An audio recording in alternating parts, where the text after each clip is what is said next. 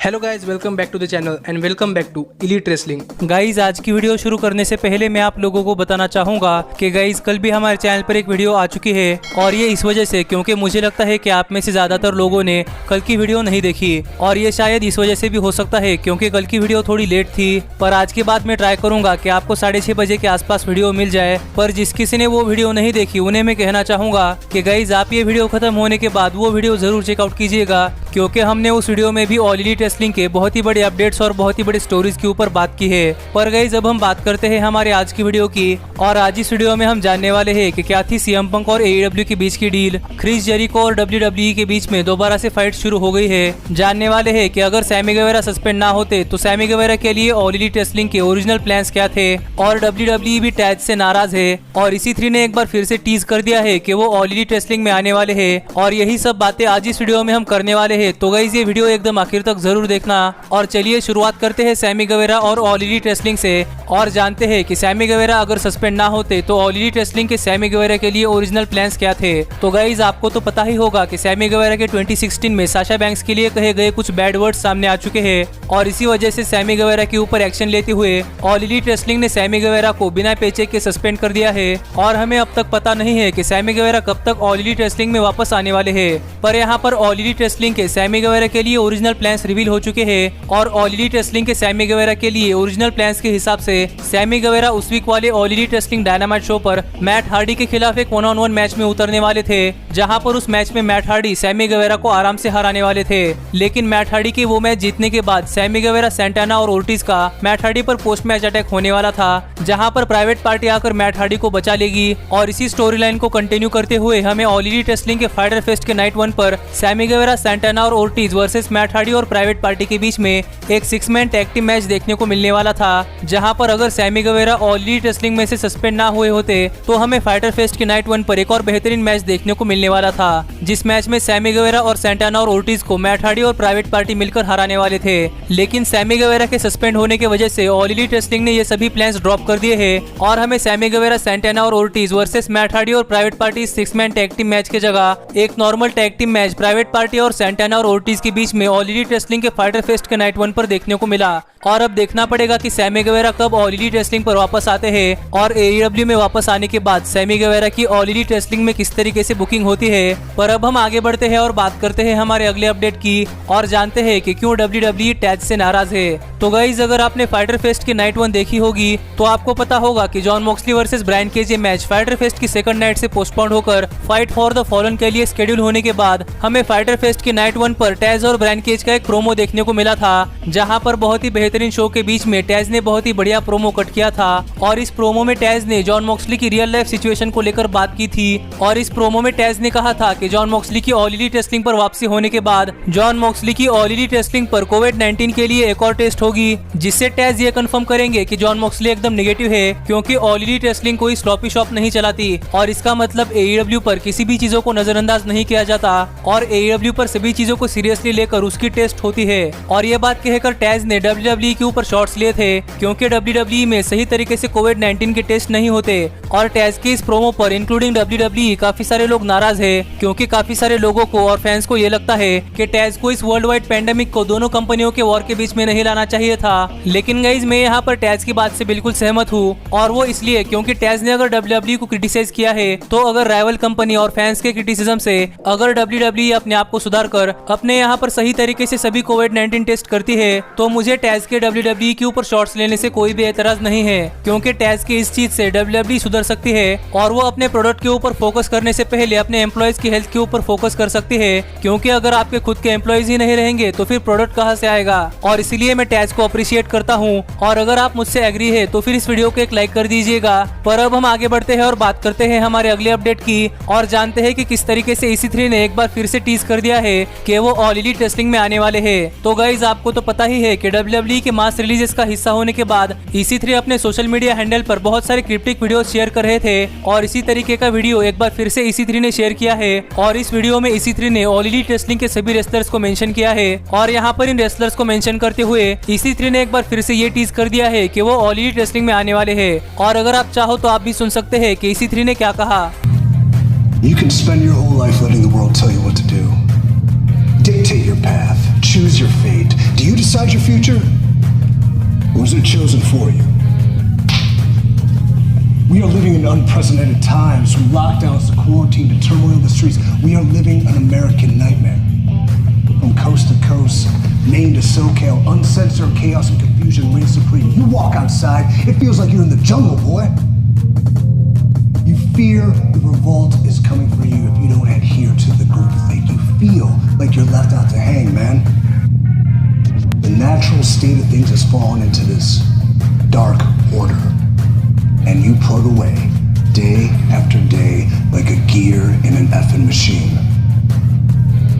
Society is broken. But now is the time. You keep your inner circle small. You do not have best friends. You can only trust yourself. And it doesn't matter if you're an old man or a young buck. You speak your truth.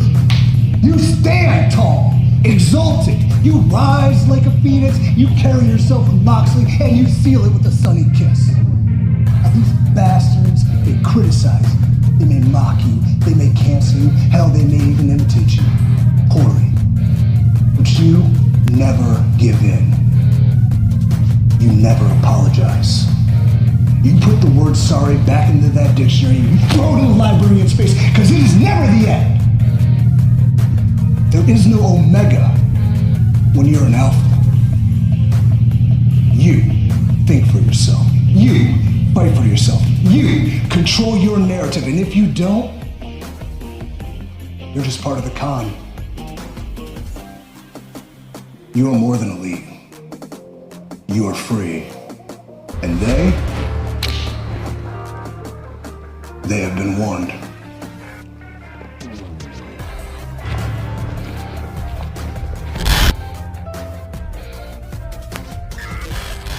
तो guys आपका इसी की इस promo के ऊपर क्या कहना है ये आप मुझे कमेंट कर बताइए। और आपको क्या लगता है कि क्या EC3 को ऑल एलीट रेसलिंग में आना चाहिए या फिर EC3 को किसी और कंपनी में जाना चाहिए। पर गाइज अब हम आगे बढ़ते हैं और बात करते हैं हमारे अगले अपडेट की। और गाइज जानते हैं कि किस तरीके से क्रिस जेरिको और WWE के बीच में एक बार फिर से वॉर छिड़ चुकी है। गाइज ऑल एलीट रेसलिंग का डायनामाइट शो वेडनेसडे पर आने के बाद विंस मैकमैन ने अपने NXT ब्रांड के शो वेडनेसडे पर रखे थे, जिससे कि वो ऑल एलीट रेसलिंग डायनामाइट से हेड टू हेड कंपटीशन कर सकते हैं। और यही से हमें रेटिंग्स की एक नई वॉर देखने को मिली है, जो हर हफ्ते ऑल एलीट रेसलिंग और NXT के बीच में चलती रहती है। और इन्हीं दोनों शोज के लास्ट वीक की व्यूअरशिप के लिए काफी सारे लोग एक्साइटेड थे, क्योंकि लास्ट वीक इन दोनों ही शोज का स्पेशल इवेंट यानी कि NXT का ग्रेट अमेरिकन बैश और ऑल एलीट रेसलिंग का फाइटर फेस्ट की नाइट 1 थी। और सभी फैंस यहाँ पर देखना चाहते थे कि यहाँ पर किसको ज्यादा फायदा होता है। और सरप्राइजिंगली लास्ट वीक NXT ने ऑल एलीट रेसलिंग को रेटिंग्स के मामले में हरा दिया था। और इसके बाद काफी सारे लोग क्रिस जेरिको को ट्रोल कर रहे थे कि ऑल एलीट रेसलिंग NXT से हार चुकी है। लेकिन यहाँ पर बातों को क्लियर करते हुए क्रिस जेरिको ने एक ट्वीट किया,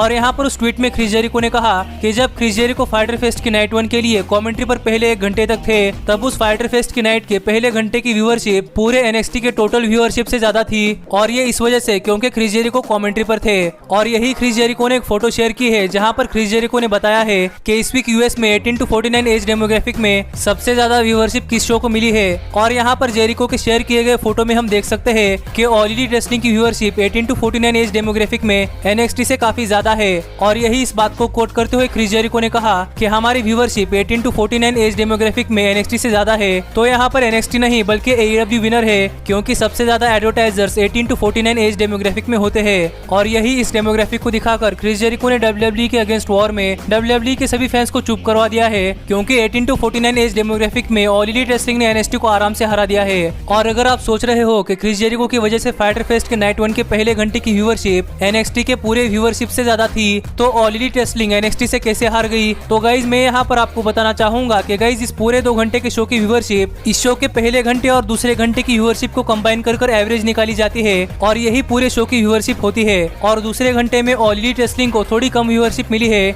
इस वजह से इस वीक वाले व्यूअरशिप बैटल में ऑल एलीट रेसलिंग NXT से हार चुकी है। पर अब हम आगे बढ़ते हैं और बात करते हैं हमारे अगले अपडेट की, और जानते हैं कि क्या थी CM पंक और AEW के बीच की डील। गाइज जब से AEW आई है तब से सारे लोग सोच रहे थे कि सीएम पंक AEW में आएंगे और 2-3 बार सीएम पंक के AEW में आने के चांसेस भी बन चुके थे, जिसका एग्जांपल है ऑल एलीट रेसलिंग का 2019 का ऑल आउट पेपर व्यू, क्योंकि ये पेपर व्यू सीएम पंक के होम टाउन में था और सभी लोग सोच रहे थे कि सीएम पंक AEW में आएंगे। लेकिन CM Punk all elite wrestling को छोड़कर WWE के बैकस्टेज शो में चले गए, जिससे कि सीएम पंक के ऑल एलीट रेसलिंग में आने के चांसेस 0 हो गए हैं। और यहाँ पर सीएम पंक के खास दोस्त ने अपने पॉडकास्ट में बात करते हुए बताया कि all elite wrestling CM Punk के साथ मिलकर काम करना चाहती थी और AEW चाहती थी कि सीएम पंक AEW में आए, और AEW ने सीएम पंक को अप्रोच भी किया था और सीएम पंक ने AEW से ऐसी डील मांगी जिसमें AEW को सीएम पंक को बहुत सारे पैसे देने पड़ते, और इतने पैसे लेने के बाद भी CM Punk part time contract sign करना चाहते थे। और यहाँ पर आप कह सकते हैं कि सीएम पंक ने ऑल एलीट रेसलिंग से ऐसा कॉन्ट्रैक्ट मांगा था जैसा कॉन्ट्रैक्ट WWE ब्रॉक लेसनर को ऑफर करती है, एक तो बहुत सारे पैसे और बहुत ही कम डेट्स।